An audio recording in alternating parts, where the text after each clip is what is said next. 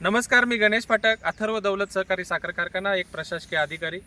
या व्हिडिओच्या माध्यमातून सर्वांच्या समोर यायचं कारण म्हणजे सर्वांनाच माहिती आहे की अथर्व दौलत प्रशासन आणि कामगारांमध्ये सुरू असलेला वाद, या वादावर तोडगा काढण्यासाठी माननीय उपआयुक्त कार्यालय कोल्हापूर येथे बैठका सुरू आहेत। कामगार आयुक्तांच्याकडे या बैठका सुरू आहेत आणि त्या बैठकामधून शेवटी करार करायचं ठरलं होतं आणि करारावर सह्या झाल्यानंतर जे काही पुढचे निर्णय आहेत ते निर्णय होणार होते।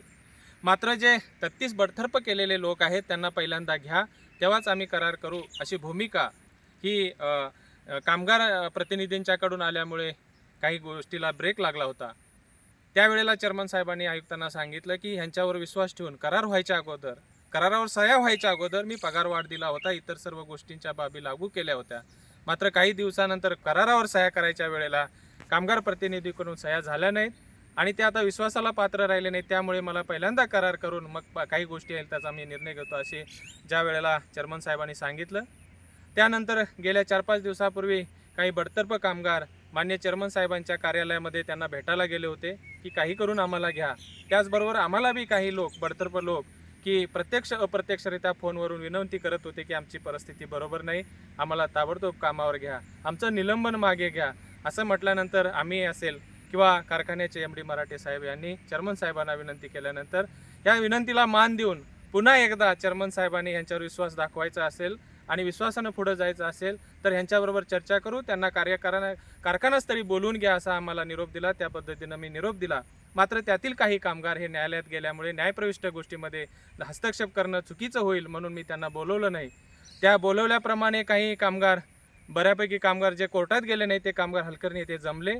मात्र त्यांनी तिथं जमले आणि चेअरमन साहेबांना भेटणार ही गोष्ट संघटनेचे अध्यक्ष प्रदीप पवार यांना समजल्याबरोबर काही लोक घेऊन ते इथं हलकर्णी फाट्यावर आले आणि त्यांना भडकवण्याचा प्रयत्न केला, त्यांना चुकीची माहिती देण्याचा प्रयत्न केला। त्याप्रमाणे ते लोक आम्हाला इथं फोनवरून सांगत होते, साहेब ते नोटीसचं काय होणार, साहेब निलंबन कसं मागे घेणार। तर आम्ही म्हटलं की खुद्द चेअरमन साहेब इथं आज तुम्हाला भेटायला आलेत आणि तुमच्याबद्दल योग्य निर्णय आज घेणार आहेत, त्यामुळे तुम्ही आता चुकीचं काही वागू नका, ही रोजीरोटीचा प्रश्न आहे, तुम्ही आज या, अशा निरोप आम्ही त्यांना देत होतो। मात्र ते वारंवार त्यांना चुकीचे सल्ले देत होते, चुकीचं सांगत होते। त्यावेळेला ते लोक पुन्हा एकदा त्या अध्यक्षाच्या प्रदीप पवार यांच्या सांगण्याला बळी पडले आणि ते तिथून निघून गेले। त्याबरोबर हे चेअरमन साहेबांना खरोखर त्यांना ते वाईट वाटलं, कारण चेअरमन साहेब कारखानास्थळावर जवळजवळ 7:30 वाजेपर्यंत त्यांची वाट पाहत होते। त्याच्यानंतर आतील कामगार जे कामावर हजर आहेत त्यांच्याशी चेअरमन साहेबांनी हुतगुज केली आणि माझ्याकडून कोणतीही ना नाही, तुमच्यातले चांगले लोक माझ्या समोर या, आम्ही निर्णय घेऊ आणि हा करारावर ज्याच्या सह्या होईल त्याला आजपासून पगारवाढ देऊ, असं त्यांनी निक्षून सांगितलं होतं।